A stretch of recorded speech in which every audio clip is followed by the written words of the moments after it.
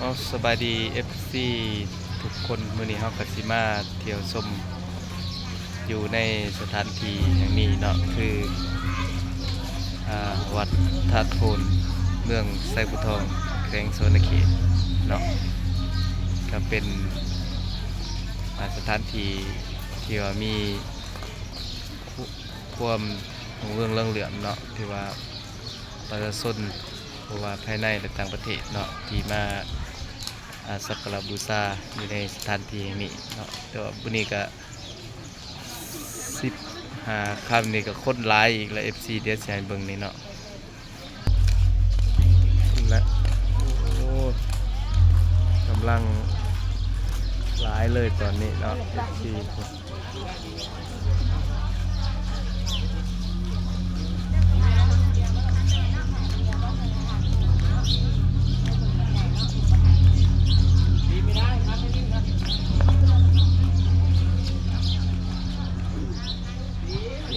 อยู่พามหมองซื้อดอกไม้เนาะตัวนี้เนาะ